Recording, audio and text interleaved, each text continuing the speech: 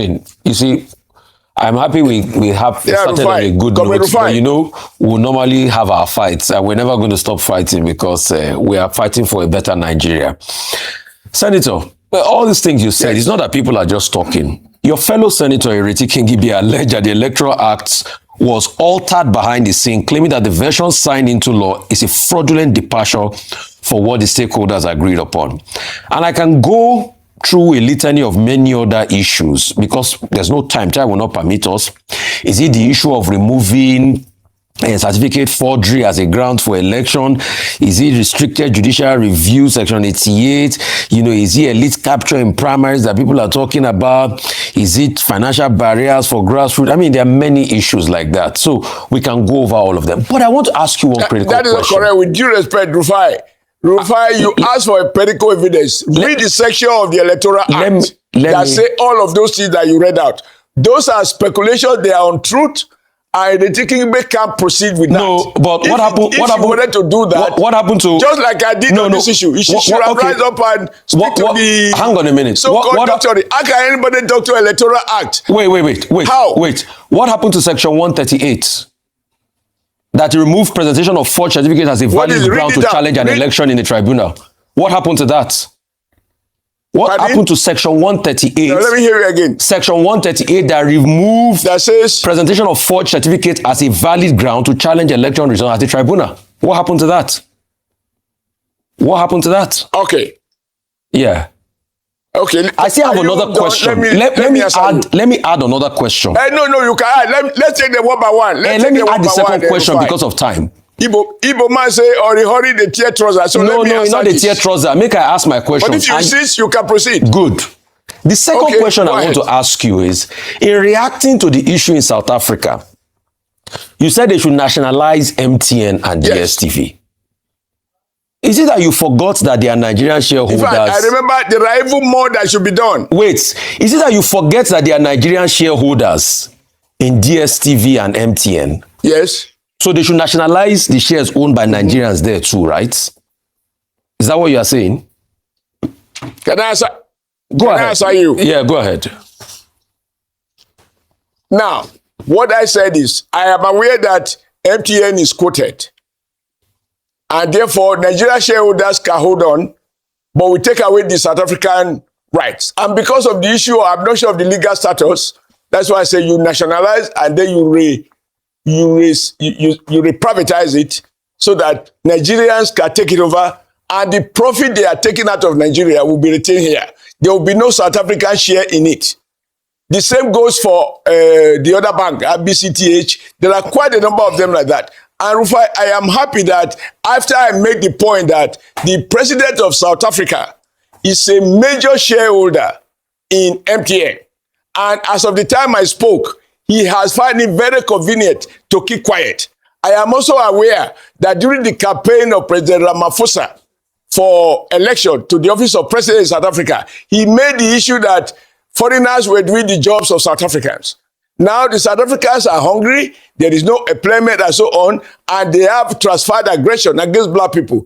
So I said, when you hit Ramaphosa as president, you touch his economic interest in Nigeria, he will speak out. And call your colleagues in South Africa. Okay. They will tell you after they watch what I said on the floor of the Nigerian Senate. Thereafter, President Ramaphosa came out clearly to condemn the attack on black people. He didn't do so until I threatened his interest. But if you ask me, allow me, excuse me. No, hang on, let me finish.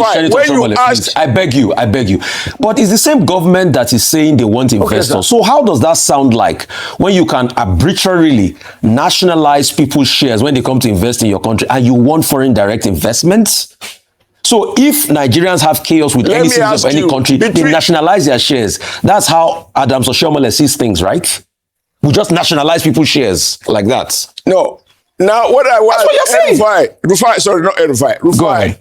You place more weight on wealth than the life of human beings. If anything leads to the death of Nigeria, what is the value of wealth to the dead? If it is your own value system, that investment is more important than the life of Nigerians that are being wasted and killed, in South Africa, and the government is not on record as having convicted anybody to prison.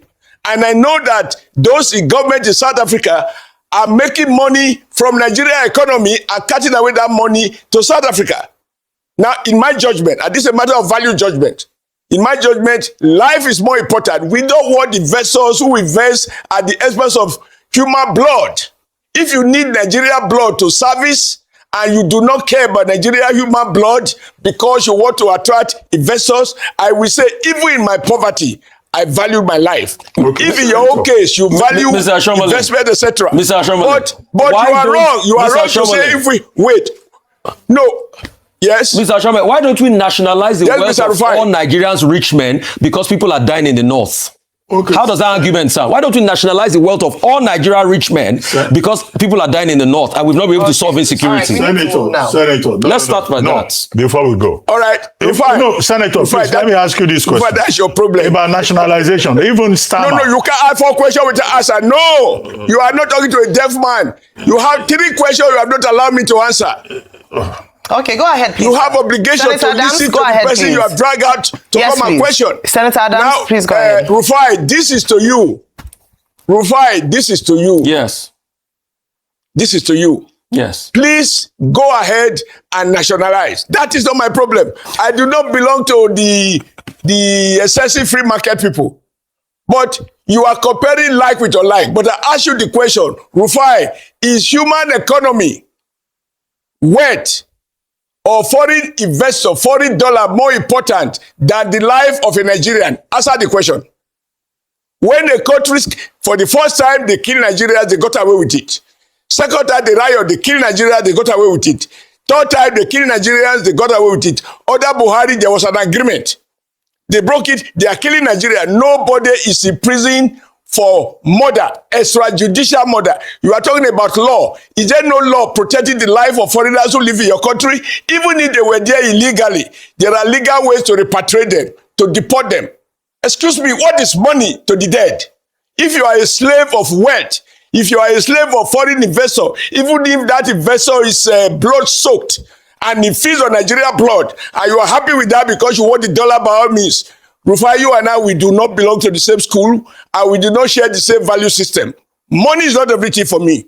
Whatever you want to, if you want to trivialize it and compare like with your like, compare banana with oranges, it's your choice. But I am clear, Nigerians know where I stand. And I'm happy that Nigerians in South Africa, they are happy that somebody spoke for them. And even the South African president, after I spoke, and I accuse him of doing nothing, and that he will go on his knees to beg. When we hit him, he has made a broadcast condemning the attack, right, which he didn't do before I said it. So, right, Senator, I have no regret whatsoever. All right, Senator, thank you so much for your time with us. Hold on. Senator, no.